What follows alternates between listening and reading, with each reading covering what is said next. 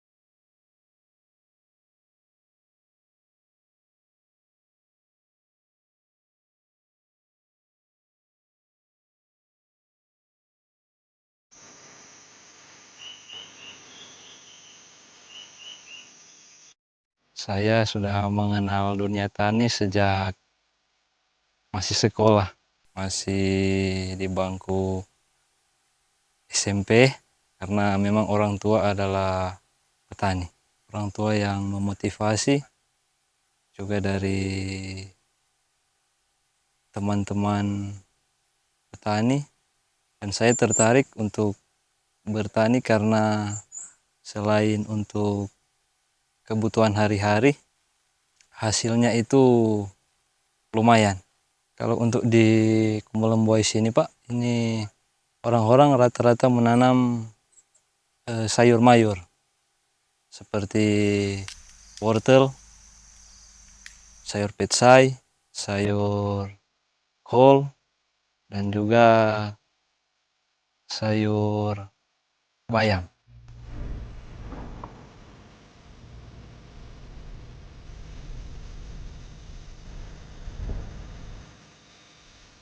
Di tempat ini, pertanian bukan sekedar pekerjaan. Ia adalah warisan dan seni untuk terus hidup.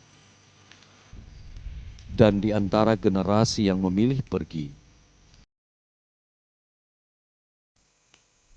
Brian memilih tinggal. Ia percaya masa depan bisa tumbuh dari tanah yang sama. Ya, kalau Brian dia seorang pemuda yang kalau dilihat saat ini seorang pemuda yang suka bekerja keras, karena dia dari umur 22 orang pangge-pangge bekerja, DP orang suka badengar, kong suka apa yang orang tua kasih tunjung pada dia, karena mesti bekerja. Karena dia setelah lulus SMA, yang sebenarnya orang usahakan dia mau kuliah, tapi DP orang, DP pikiran mau sekolah, masih apa, tapi setelah orang itu pangge-pangge terus mau sekolah, mau kuliah, dia bilang, selalu bilang tahun depan Jo. Tapi sementara dia belum kuliah waktu itu, karena orang petani, jadi tiap hari orang panggil pada dia, mana mesti kerja, karena memang kan soalnya ndak kuliah, so ndak terus sekolah. Jadi mesti kerja. Jadi dia tiap hari dia iko pat orang kerja di kobong.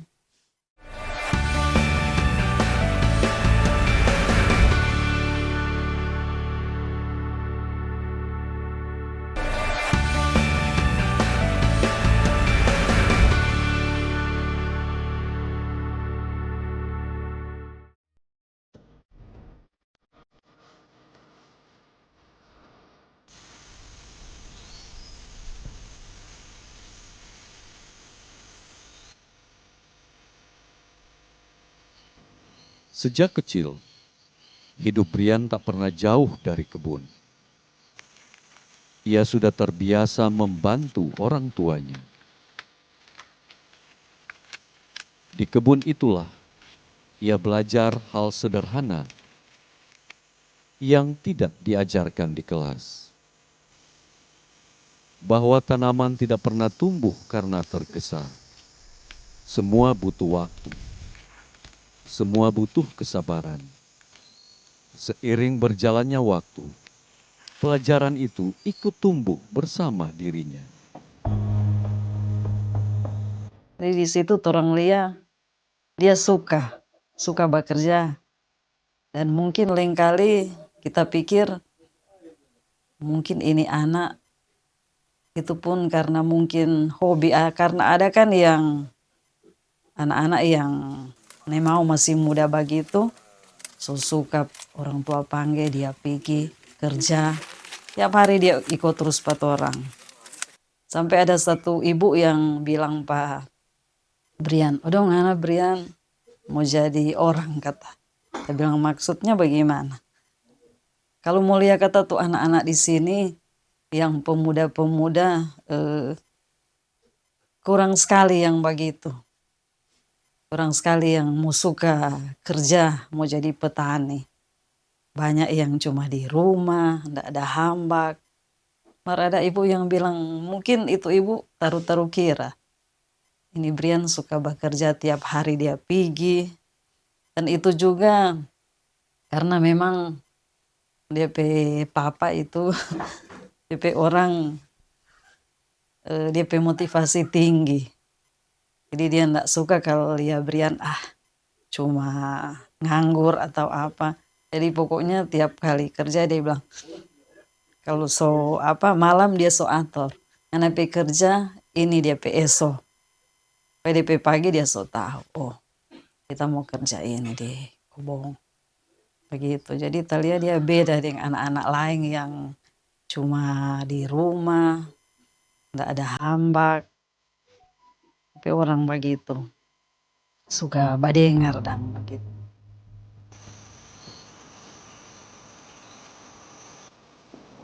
Di tengah dominasi hortikultura, Brian untuk menjadi petani dengan caranya sendiri.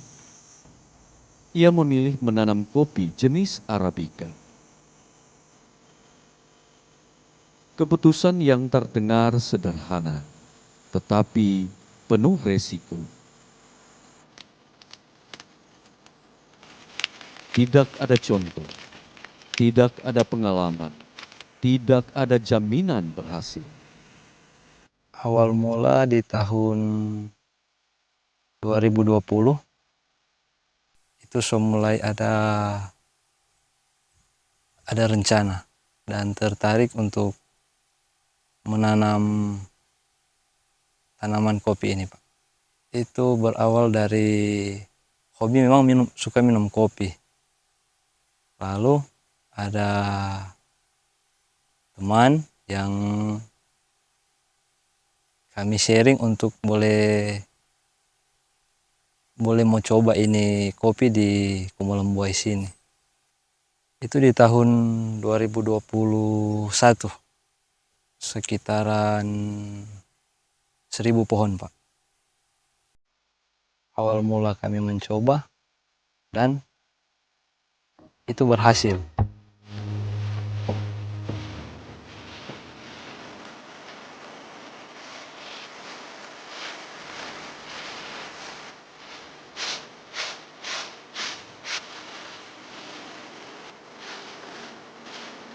Jadi Brian terinspirasi dia tanam kopi Dan kami pun orang tua pada waktu itu memang tidak punya rencana yang seperti itu, mau tanam kopi. Tapi kakek-kakek dia bilang mau pesan bibit kopi di online yang di Aceh, katanya di situ. Jadi kami orang tua terus beri motivasi, kalau apa pesan Jo tuh bibit itu. Waktu itu dia langsung pesan, memang agak berapa lama tuh bibit baru sampai, mungkin 2 bulan setelah itu baru sampai. Jadi orang tua langsung sampai tuh bibit ya beli polybag, dia ambil polybag sudah. Orang motivasi terus pada dia, bantu pada dia, orang cari akang orang, jelas baru mau isi apa itu tanah, so mesti perlu tenaga kerja. Nggak mungkin kalau dia mau kerja sendiri toh. Jadi orang tua panggil orang-orang yang boleh tong panggil. Sedangkan tenaga kerja pun dia yang bayar waktu itu. Pokoknya kata kerja Jo nanti dia kasih mau bayar. Jadi itu orang beli beberapa ibu isi tanah, kemudian ya baru baku bantu dengan DP papa semai itu bibit.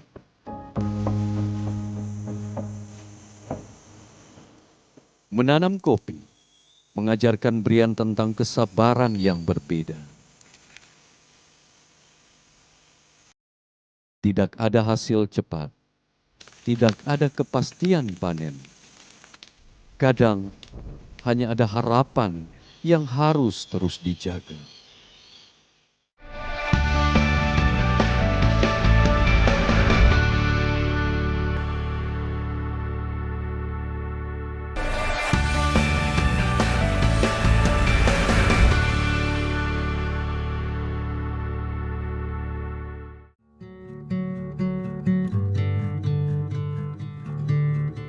Waktu berjalan tanpa banyak suara, mengendap pelan di antara musim dan harapan. Hingga suatu hari tanpa gemuruh, kopi itu benar-benar berbuah. Brian masih mengingat saat pertama melihatnya. Merah menggantung di ranting, seperti jawaban yang tumbuh diam-diam dari pertanyaan yang lama ia simpan.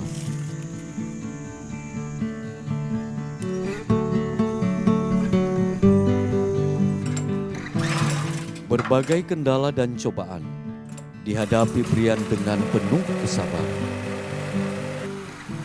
Sesuatu yang jarang dimiliki oleh anak seusianya. Setiap kesulitan justru membuat ia semakin yakin bahwa jalan ini memang harus ditempuh pelan-pelan.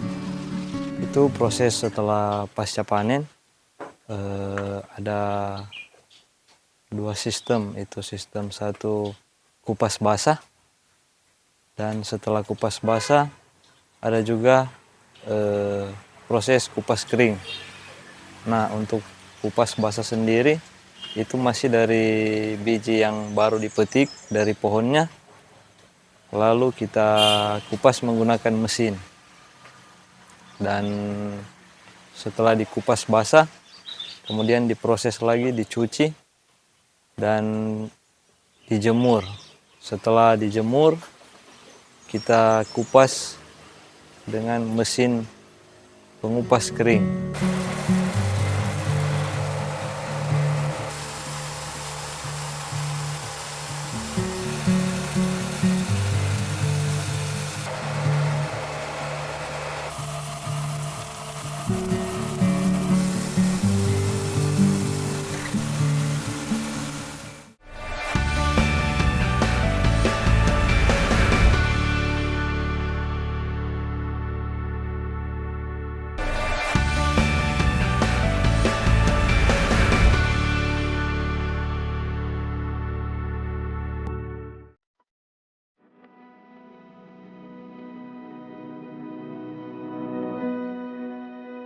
Ia mulai menjalin koneksi dengan berbagai jejaring yang mengerti dengan kualitas kopinya. Salah satunya, Elmon Tanapahat, pemilik kedai Elmons. Kami petani-petani dan sempat ada teman yang menganjurkan untuk dibawa ke kedai si Elmon dan juga Redo. Kalau untuk pemasarannya di Bapak Elmon, dia sering menganjurkan untuk biji yang terbaik. Dia juga kasih saran cara untuk proses akhir, bagaimana supaya green bean-nya itu bagus dan yang rusak itu seperti apa. Ini satu cacat primer atau bisa hitam begini. Satu cacat primer dia baru dasi biasanya rupa batu. Perkembangan kopi lokal Sulawesi Utara khusus Arabica apalagi khusus daerah Tomohon sebenarnya masih konsisten. Untuk bicara kualitas masih konsisten, masih terjaga. Kuantitasnya sekarang memang beberapa tahun terakhir ini baru ada beberapa petani yang mulai mengikuti tanam kopi, ada juga yang ibaratnya tanam tanaman tumpang sari berdampingan dengan hortikultura, dan ya bersyukurnya sekarang anak-anak Gen Z atau misalnya anak-anak Gen Z milenial umur-umur seperti kami ini sudah mulai peduli untuk tanam kopi lagi. Kembali lagi semua di faktor nilai ekonomi. Di nilai ekonomi yang saya lihat ketika kita menghargai apa yang dikerjakan petani saat ini, seperti contoh petani kopi ketika mereka panen, mereka bawa hasil green bean ke tempat kami, pastinya mereka harapannya itu bicara soal harga. Dan kami terus memberikan harga yang layak ke petani. Jadi kalau tahun-tahun kemarin kami bisa menaruh harga 120.000, nah saat ini harga yang kita berikan ke petani sudah sekitar 130 untuk proses full wash-nya, proses basah. Nah, kembali lagi setiap pasca panen kopi ada SOP, ada aturannya. Nah, kami berusaha sebisa mungkin menjaga SOP itu supaya nanti ketika kita bicara soal kompetisi kurasi kopi nasional yang selalu diadakan tiap tahun, kita bisa melihat acuan kualitas kopi Tomohon itu dari hasil kurasi yang nantinya kita dapat dari ketika mengikuti kompetisi green bean-nya. Nah, semua kembali lagi kalau green bean-nya bagus, cita rasa kopinya pasti bagus. Perlakuan dari petani bagus, hasil di cangkirnya pasti bagus. Kalau ada yang ibaratnya ketika petani sudah berproses bagus, itu berarti ada di kesalahan di roasterinya atau di cara sangrainya. Kalau misalnya tidak menemukan hasil yang optimal. Nah, selama ini kami masih menjaga cita rasa dan kekhasan dari kopi Tomohon itu sendiri. Terlebih yang sekarang produksi kopi Kumalembuai. Kini kopi dari kebunnya mulai menemukan jalan. Diseduh di kedai-kedai. Menghangat di tangan orang-orang yang mungkin tak pernah tahu seberapa panjang perjalanan sebutir biji untuk sampai ke cangkir mereka.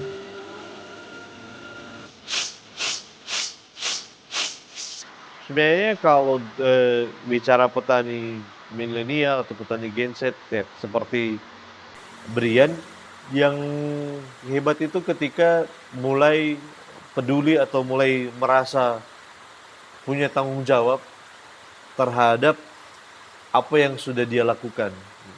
Ketika dia tanam kopi, baru orang tuanya juga mulai memperhatikan semangat